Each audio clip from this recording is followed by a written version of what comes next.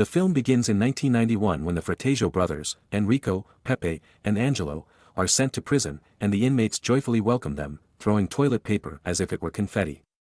Enrico, Erry, is taken to a separate cell, where the men inside warmly greet him and treat him like a VIP. One man takes the opportunity to introduce his talented musician nephew to Erry. Later that night, while Erry is sleeping, a man wakes him up and asks if he is the person everyone knows as Mixed by Erry.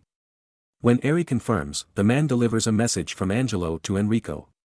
Angelo reassures him not to worry and informs him that the money is buried at a construction site, which will become a tennis court the next day.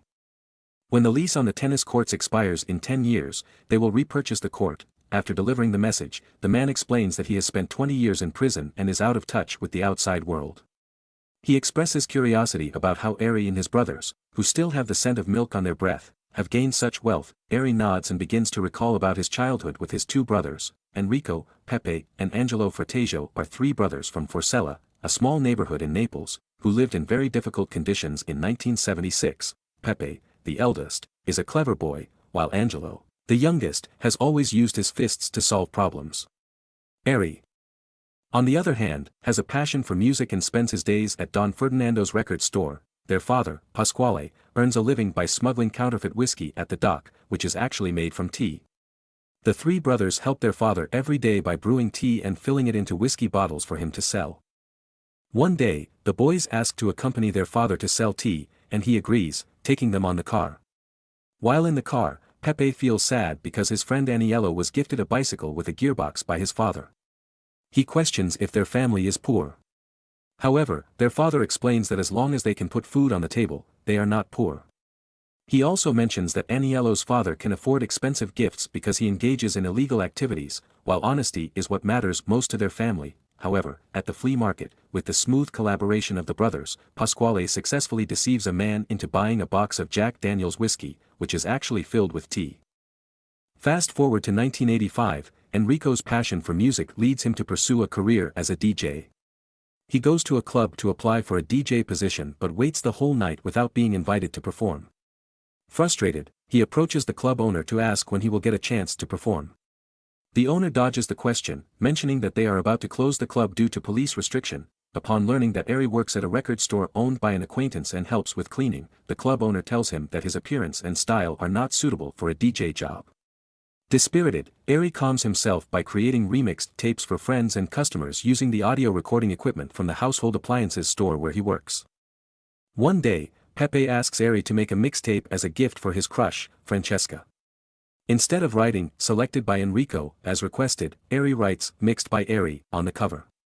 Due to missing the songs that Francesca likes, Pepe tells Erry that if Francesca rejects him, it will be Erry's fault. Pepe delivers the mixtape to Francesca, who is delighted with it. On that same day, a notorious person nearby gets arrested, and the whole neighborhood gathers to watch. Angelo insists that Enrico join them. While walking, Enrico stumbles upon a group of youths who start taunting and bullying him, mocking him for being a foolish cleaner at the record shop. Enrico, infuriated, confronts them and declares himself as a DJ.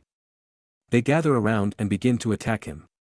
Seeing this, Angelo grabs a rock, stuffs it in his sock, and strikes one of the attackers on the head. The guy falls to the ground, blood streaming from his head. After some time, Francesca and Pepe officially got married at the church. We find out that Angelo has to go through rehabilitation for causing harm to that guy, and Francesca is pregnant. Don Ferdinando sell the record shop to someone else to retire and allowed Erry to take any records he wanted from the store. Even Pepe encounter issues with smuggling cigarettes. So Erry goes to meet his brother and sister-in-law to discuss opening a cassette recording store. Following Francesca's idea, they search for a way to quickly record discs. They find information about a disc recorder that allowed recording within 2 minutes, but it cost 7 million lira. Francesca suggests borrowing money from an acquaintance they knew. When they go to borrow from the familiar mafia boss, Don Mario, he immediately asks how much money they need and quickly state the conditions. They have to pay an interest of 3 million lira per month until the 4th month when they would no longer have to repay. They agreed and started their record store, which became a thriving business. Every day, many people would come to their store. One day, they had a demanding customer, a girl who asked questions that Pepe, who wasn't particularly knowledgeable about music, didn't know how to answer. Seeing this, Enrico stepped in and engaged in witty banter with the girl. He recommended a music album to her and promised to record another one if she doesn't like it. after 1 month of operation, they had enough money to pay back Don Mario, with each person having an extra 1 million lira. Erry also had the idea of utilizing the extra 15 minutes on the cassette tape to include other remixes.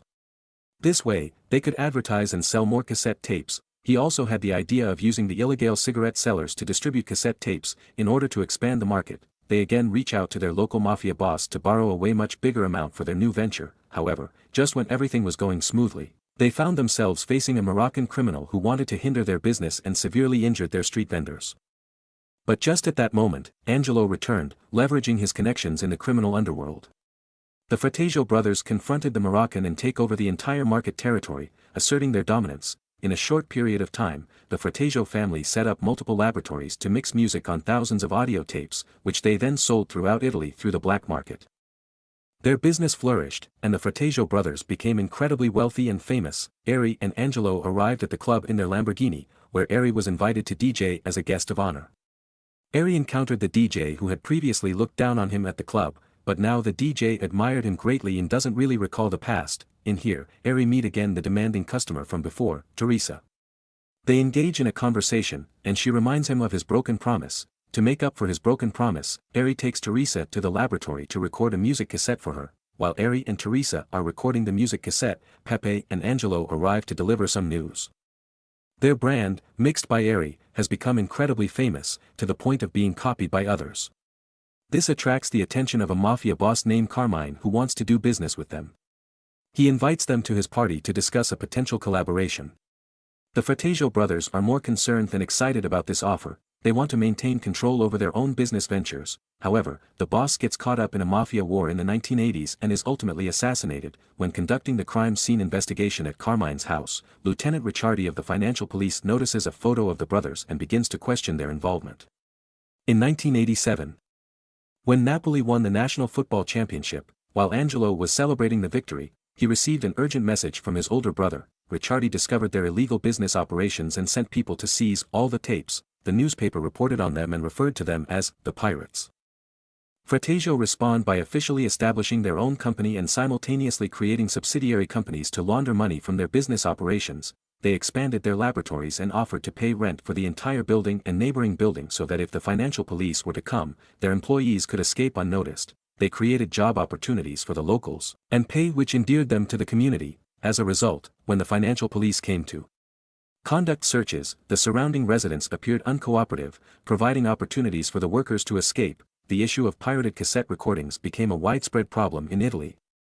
And the term piracy gained more prominence. Ricciardi noticed a man selling counterfeit, mixed by Erry, cassettes on the street, including copies of a recently launched music competition. The man even introduced him to various other counterfeit versions available. Frustrated by the indifference of his superiors, Ricciardi becomes determined to take down the piracy industry. He will to put an end to the counterfeit disc business once and for all. He confronts Erry and Pepe, questioning how they could counterfeit songs from an ongoing festival. He accuses Erry of not being a genuine DJ but merely a counterfeiter. Meanwhile, Arturo Barambani, the CEO of a recording media production company, notices an unusually high volume of orders for mixed by Erry and initially assumes it to be an error. However, upon realizing that it is not a mistake, he successfully negotiates a multi-million-dollar contract with them to supply blank recording media. This establishes a power relationship between the four individuals, sealed by a seafood dinner. Erry gets married to Teresa and they have a child together. They ask Arturo to act as a godfather and support them in their new family life. During a market meeting of record labels in Italy, it is pointed out that their biggest customer is currently Mixed by Erry, a company involved in counterfeiting that holds a 27% market share in Italy. The participants express their desire to eliminate fraud from the industry, and Arturo becomes suspicious. After the meeting, he instructs his driver to go to Naples and inform the Frattasio brothers. He requests that they shut down their operations and live off their profits.